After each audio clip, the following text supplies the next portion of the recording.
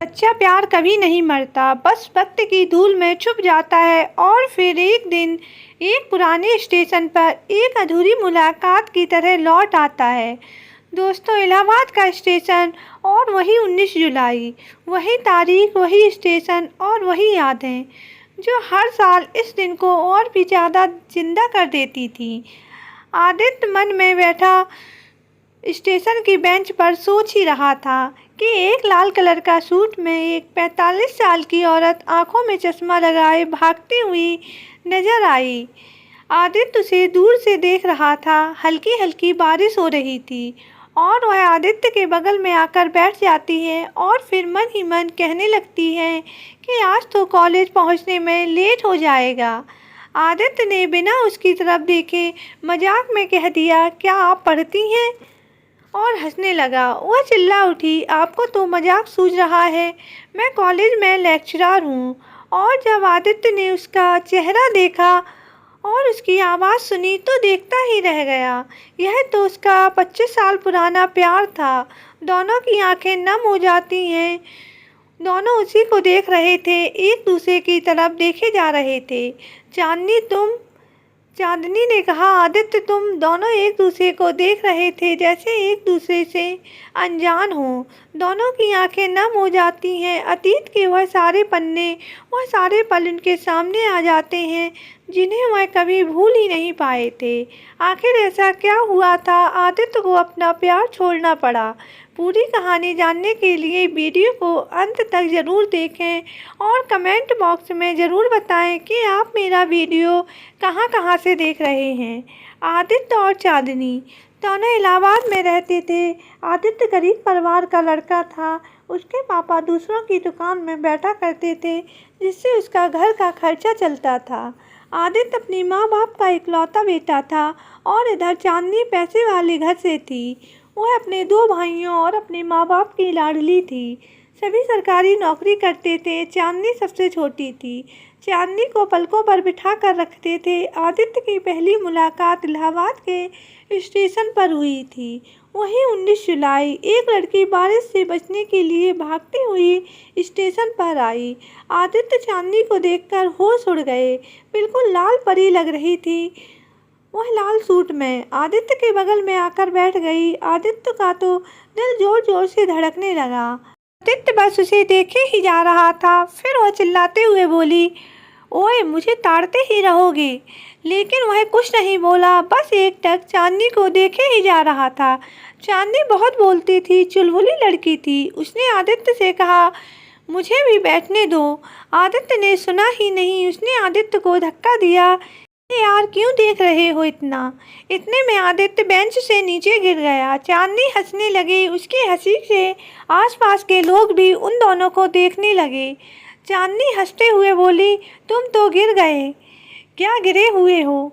कभी लड़की नहीं देखी?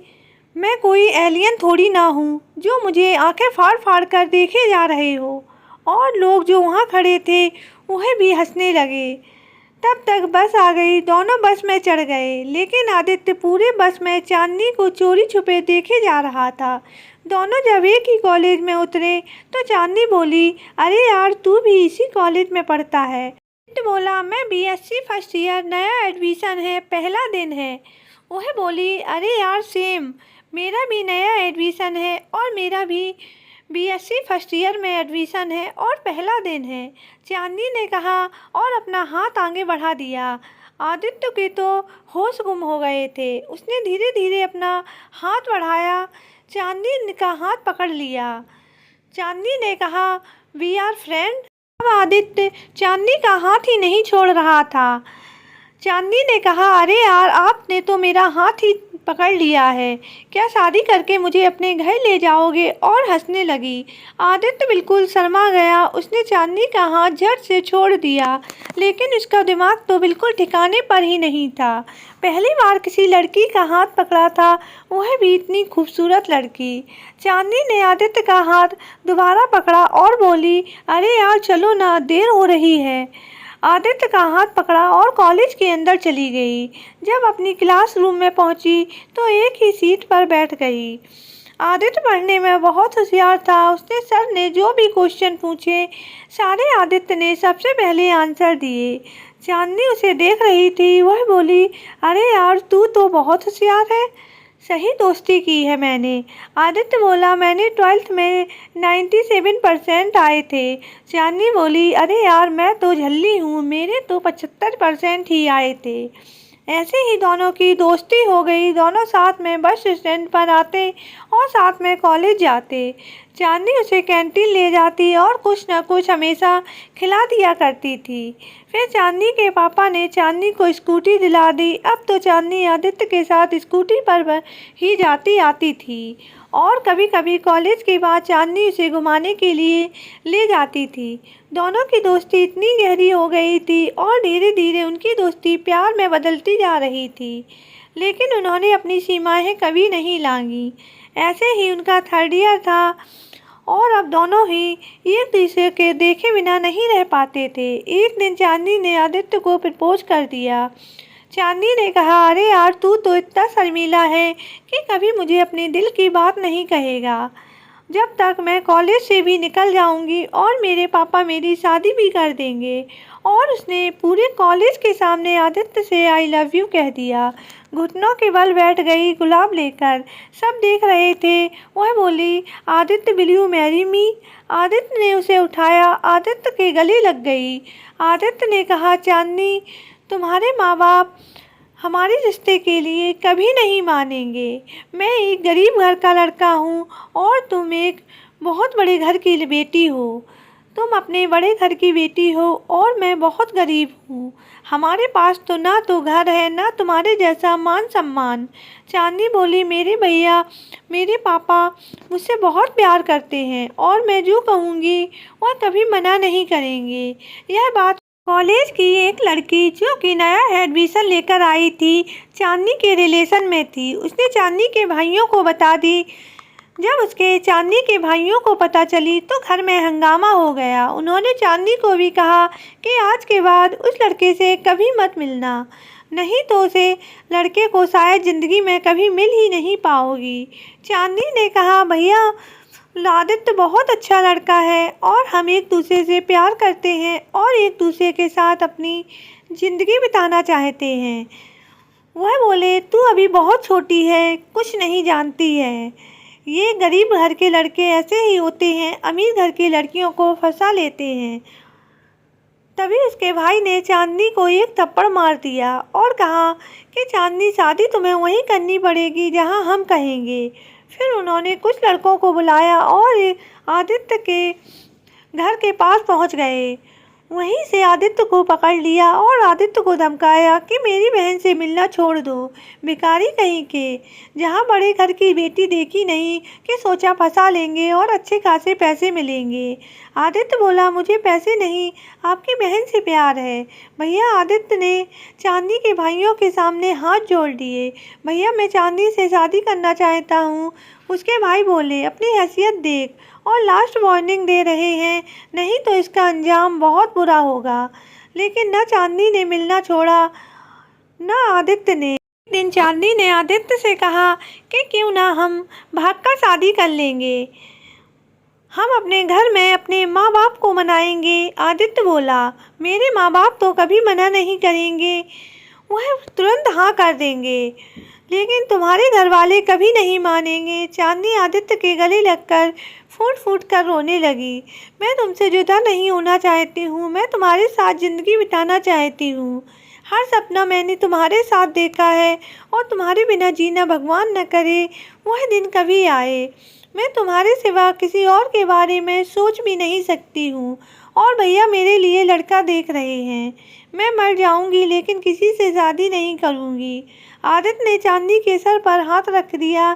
चांदनी, हम शादी ज़रूर करेंगे, मेरा विश्वास करो। यह बात जब चांदनी के भाइयों को पता चली कि आदित्य ने अभी भी मिलना नहीं छोड़ा है, तो एक दिन उन्होंने आदित्य का रास्ता रोक लिया और अपने साथ लड़के लेकर गए थे और आदित्य को बहुत पिटवाया। वह घायल हो गया। जब उसके माँ बाप को पता चला तो वहाँ से वह हॉस्पिटल लेकर गए। जब यह बात चांदनी को पता चली तो हॉस्पिटल में मिलने जा रही थी तो उसके भाइयों ने कहा कि चांदनी, अभी तो केवल हाथ पैर तोड़े हैं, अगर तूने मिलना नहीं छोड़ा तो ऐसा ना हो कि वह अपनी ज़िंदगी से हाथ धो बैठेगा। चांदनी ने अपने भाइयों के सामने हाथ जोड़े, भैया मुझे अपने आदित्य से मिलने जाने दो। लेकिन उसके भाइयों ने नहीं जाने दिया और कहा, और यहाँ पर पुलिस वालों को भी रुपए भर दिए, जिससे उसके भाइयों को भी पुलिस वालों ने हाथ तक नहीं लगाया। 15 दिन बाद आदित्य को अस्पताल से छुट्टी मिली। आदित्य भी जान रहा था कि चांदनी को उसके भाइयों ने नहीं आने दिया होगा, नहीं तो चांदनी उससे इतना प्यार करती है कि वह उससे मिलने ज़रूर आती। अब आदित्य के माँ बाप ने भी कहा, बेटा तू हमारा इकलौता बेटा है, हम तुझे खोना नहीं चाहते हैं, उस लड़की से कभी मत मिलना। आदित्य की माँ ने भी अपने बेटे के गले लगकर फूट फूट कर रोने लगी। आखिर वह भी तो एक माँ थी। आदित्य जब अपने घर पर चला जा गया था, तब उसके पिताजी ने कहा कि बेटा हम यहाँ पर अब नहीं रहेंगे। आदित्य ने मना किया कि माँ पापा, मैं चांदनी को छोड़कर कहीं नहीं जाऊँगा। लेकिन उसकी माँ ने कहा, बेटा अगर तू नहीं माना तो मैं अपनी जान दे दूँगी। बस हमें कल यहाँ से निकलना है, हम तेरी जान को खतरे में नहीं डाल सकते हैं। अभी तो केवल हाथ पैर तोड़े हैं, फिर आगे पता नहीं क्या करेंगे। बहुत खराब लोग हैं। दूसरे दिन आदित्य अपने माँ बाप के साथ न चाहते हुए भी इलाहाबाद को हमेशा के लिए छोड़ने के लिए तैयार हो गया। चांदनी का तो फ़ोन ही नहीं लग रहा था। चांदनी की सहेली से आदित्य ने कहा, एक बार चांदनी से कह दो कि स्टेशन पर आ जाए, हम दोनों भागकर शादी करेंगे, हम इलाहाबाद छोड़कर हमेशा के लिए चले जाएंगे। जब यह बात चांदनी को पता चली तो भागते भागते आदित्य के पास जा ही रही थी। जैसे ही आदित्य के पास पहुंचती, उससे पहले ही उसके भाइयों ने उसे पकड़ लिया और चांदनी से कहा, तुझे अब क्या लगता है तू हम सबकी नाक कटवा कर अपने आशिक के साथ भाग जाएगी? उससे पहले हम तुझे मार देंगे। ऐसा कभी नहीं होगा। क्या तू चाहती है कि यह हमेशा के लिए इस दुनिया से चला जाए? नहीं तो उससे जाकर कहो कि तुम मुझसे प्यार नहीं करती हो और किसी और से शादी कर रही हो, नहीं तो यह शहर नहीं, यह दुनिया छोड़कर जाएगा। चांदनी जानती थी उसके भाई कुछ भी कर सकते हैं। आदित्य के पास चांदनी आखिरी बार मिलने गई। आदित्य ने चांदनी को वैसे ही देखा जैसे गले से लिपट गया। आदित्य बोला, चांदनी चलो मेरे साथ, हम दोनों कहीं दूर अपनी दुनिया बसाएंगे। लेकिन आज चांदनी के दिल में इतना दर्द था कि वह बयां भी नहीं कर पा रही थी। उसने अपने आंसू छुपाए और बोली, आदित्य मैं तुमसे प्यार नहीं करती हूँ, तुम्हारे पास कुछ नहीं है जो तुम मुझे दोगे। मैं किसी और से प्यार करती हूँ और उसी से शादी कर रही हूँ। बहुत पैसे वाले हैं। मैंने तो तुम्हारे साथ सिर्फ टाइम पास किया था।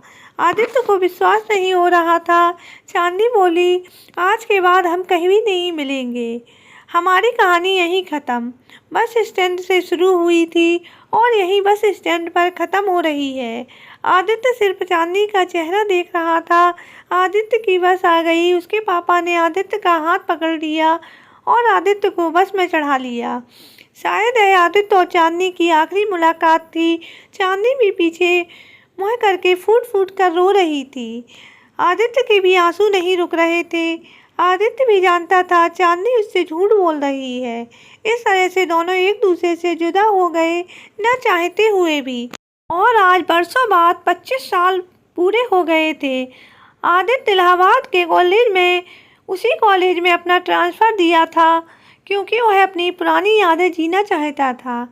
क्योंकि वह पहले लखनऊ यूनिवर्सिटी में लेक्चरर था और उसे अब इलाहाबाद यूनिवर्सिटी में भेजा जा रहा था। जब उसने इलाहाबाद का नाम आया, उसी कॉलेज का नाम आया, तो आदित्य अपने आप को रोक ना सका। आज पूरे 25 साल बाद इलाहाबाद के कदम रखे थे और बस स्टैंड पर बैठा बस का इंतज़ार कर रहा था। तभी उसे एक 45 साल की महिला सामने नजर आई, जो आंखों में चश्मा लगाए जल्दी जल्दी पानी से बचने के लिए भागते हुए चली आ रही थी। जब वह आदित्य के बगल में आकर बैठ गई और एक दूसरे को देखा तो आदित्य ने चांदनी को पहचान लिया। चांदनी उसे बेशक न पहचान पाई हो क्योंकि वह भी अब 50 साल का हो गया था। आंखों में चश्मा, चेहरा बिल्कुल मायूस। जब उन्होंने एक दूसरे को देखा तो आदित्य बोला, चांदनी तू? चांदनी ने भी उसे देखा, उसकी आंखों में आंसू आ गए। दोनों ने एक दूसरे के हाल चाल पूछे। आज चांदनी से बोला, चांदनी तू आज भी उतनी ही खूबसूरत है। काश हम अपनी ज़िंदगी के हर पल एक साथ बिता पाते। और दोनों की आंखें नम हो गईं। आदित्य ने जब चांदनी की मांग में सिंदूर और माथे में बिंदी देखी तो उसके दिल में तूफान मच गया। आदित्य ने चांदनी से पूछा, और तुम्हारी शादी कैसी चल रही है? कितने बच्चे हैं? चांदनी ने दूसरी साइड मुँह करते हुए आंसू छुपाते हुए कहा कि मेरे 4 बच्चे हैं। और तुम्हारे? वह बोला, मेरे भी 2 बच्चे हैं। चांदनी ने फिर कहा, और तुम्हारी बीवी कैसी है? आदित्य बोला, मेरी बीवी तो बहुत अच्छी है, लाखों में एक है। आदित्य बोला, और तुम्हारा पति? चांदनी मुँह बनाते हुए बोली, जब तुम्हारी पत्नी इतनी अच्छी है तो मेरा पति खराब कैसे हो सकता है? वह भी लाखों में एक है। बस आकर चली गई, लेकिन दोनों बस में नहीं बैठे, बस एक दूसरे को देखे जा रहे थे। थोड़ी देर बाद चांदनी ने आदित्य को गले लगा लिया और फूट फूट कर रोने लगी। आदित्य, मैंने शादी नहीं की है, मेरे कोई बच्चे नहीं हैं। यह मांग में सिंदूर, माथे में बिंदी देख रहे हो, यह सिर्फ और सिर्फ तुम्हारे नाम की लगाती हूँ। हमारे बीच में वैसा कुछ नहीं हुआ, लेकिन मैंने तुम्हें मन से अपना पति माना था। मुझे भाइयों ने तुम्हें शहर छोड़ने पर मजबूर कर दिया और मैंने भी झूठ बोला था कि मैं किसी और से शादी कर रही हूँ। तुम्हारे जाने के बाद मैंने भाइयों से कह दिया था कि और पापा से कि आप लोगों ने मेरे प्यार से मुझे दूर कर दिया, लेकिन मुझसे यह उम्मीद कभी मत करना कि मैं ज़िंदगी में कभी शादी करूँगी। फिर चांदनी बोली, तुम तो किसी और के हो गए। आदित्य बोला, चांदनी यहाँ से जाने के बाद माँ ने अपने एक रिश्तेदार की बेटी से मेरी शादी करवा दी। मैंने लाख मना किया, लेकिन माँ ने मर जाने की धमकी दी और ज़बरदस्ती मेरी शादी करवा दी। वह लड़की किसी और से प्यार करती थी, शायद मैं भी उसे कभी वह प्यार नहीं दे पाता जो मैंने तुम्हें किया था। जब उसने मुझसे कहा कि मैं किसी और से प्यार करती थी और मेरे माँ बाप ने मुझे तुम्हारे साथ शादी कर दी, मैं उसका दर्द समझता था कि जो मेरे साथ हुआ वह किसी और के साथ ना हो। मुझे मेरे प्यार से दूर कर दिया गया था, वह मैं किसी और के साथ नहीं होने दे सकता था। मैंने उसे तलाक दे दिया और कहा, तुम आज़ाद हो, और मैंने उन दोनों की शादी खुद करवा दी। मेरा कोई बच्चे नहीं है, मैंने सिर्फ और सिर्फ तुमसे प्यार किया था। तुम मेरी रूह में समाई हुई थी। मैं किसी और को अपनी ज़िंदगी में जगह कभी नहीं दे सकता था। दोनों एक दूसरे के गले लगकर फूट फूट कर रोए जा रहे थे। वही दिन, वही स्टेशन जहां उनकी पहली मुलाकात हुई थी। चांदनी बोली, माँ बाप तो अब इस दुनिया में नहीं है, भाइयों की शादी हो गई है, वह भी अपनी दुनिया में मस्त हैं। मैं उनके साथ नहीं रहती हूँ, मैं अलग रहती हूँ। दोनों अब आधेड़ उम्र के हो गए थे। दोनों के हाथ में एक दूसरे का हाथ था, बेंच में बैठे हुए थे। आदित्य बोला कि चलो, अभी भी देर नहीं हुई है, जितने भी दिन बचे हैं उन्हें एक साथ बिताते हैं। जहाँ से हमारी कहानी अधूरी रह गई थी वहीं से शुरू करते हैं। कल इस कॉलेज में पढ़ते थे, आज हम दोनों इस कॉलेज में पढ़ाएंगे और अपने पुराने दिन जिएंगे। दोनों एक दूसरे के गले लग गए। चांदनी बोली, हाँ, अब हमें एक दूसरे से मिलने से कोई नहीं रोक सकता है। आज हम अपनी अधूरी कहानी पूरी करेंगे। और इस स्टेशन पर जहाँ से उनकी कहानी अधूरी रह गई थी, आदित्य बोला, ना तुम बेवफा थी और ना मैं बेवफा था। हम दोनों हालात के हाथों मजबूर हो गए थे। एक दूसरे का हाथ थामकर अपनी अधूरी कहानी पूरी करने के लिए निकल पड़े। आपको यह कहानी कैसी लगी कमेंट कर ज़रूर बताएं। अगर दिल को छुई हो तो वीडियो को लाइक और चैनल को सब्सक्राइब करना बिल्कुल ना भूलें। मिलते हैं किसी नई कहानी के साथ, तब तक के लिए श्री शिवाय नमस्तुभ्यम।